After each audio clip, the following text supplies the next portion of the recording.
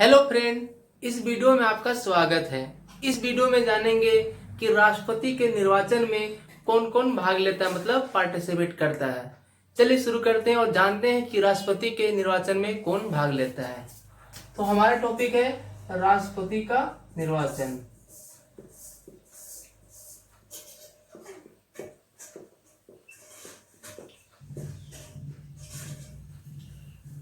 भारत में राष्ट्रपति क्या होता है? भारत में राष्ट्रपति राष्ट्र का प्रमुख होता है। जिस प्रकार ब्रिटेन में राजा होता है उसी प्रकार भारत में राष्ट्रपति है। जिस प्रकार जो राजा को जिस प्रकार जो शक्ति मिला उसी प्रकार भारत में राष्ट्रपति को भी शक्ति प्राप्त है।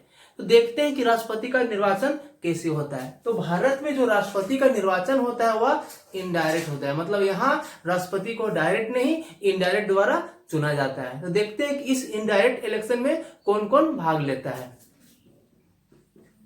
तो भारत में राष्ट्रपति के निर्वाचन में सबसे पहले जो संसद है, तो हमारा जो संसद का दोनों सदन,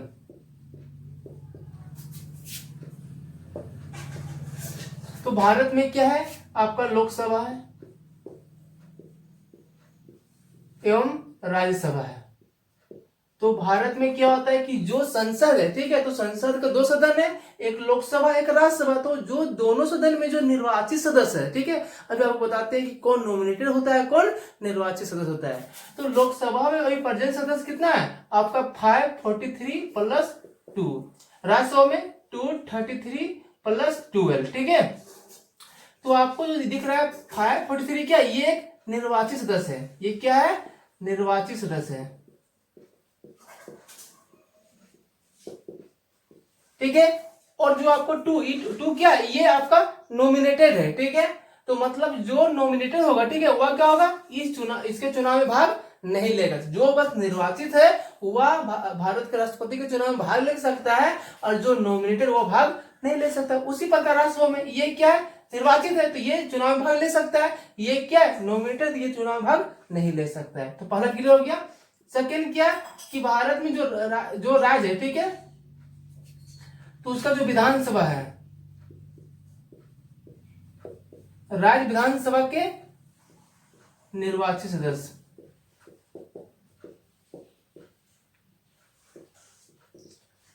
तो फर्स्ट समझ कि दोनों सदन का भाग लेता है मेंबर जो निर्वाचित होता है। सेकेंड क्या बोलता है, राज्य विधानसभा के निर्वाचित सदस्य, ठीक है। तो जो भारत में जो राज्य है, ठीक है, उसमें जो विधानसभा होगा और जो भी निर्वाचित सदस्य होगा वह भारत के राष्ट्रपति के निर्वाचन में भाग ले सकता है, ठीक है। अब एक एग्जाम्पल जैसे मानते हैं झारखंड का, ठीक है। तो झारखंड में अभी कितना है 81 प्लस 1, ठीक है।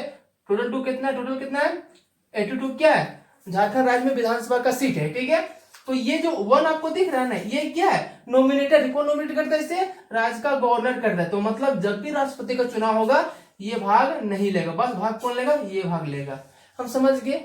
इसके अलावा कौन भाग लेता है, तो इसके अलावा भारत में जो केंद्र शासित प्रदेश है, केंद्र शासित प्रदेश, तो मात्र इसमें क्या है आपका, मतलब केंद्र शासित प्रदेश में बस दो ही केंद्र शासित प्रदेश है, जिसमें पहला आपका आता है दिल्ली, दूसरा आपका आता है पुडुचेरी, ठीक है। दोनों में क्या है विधानसभा है, और इनकी विधानसभा के सदस्य क्या होते हैं, राष्ट्रपति के निर्वाचन में भाग लेते हैं। तो पहला आपका हो गया दिल्ली,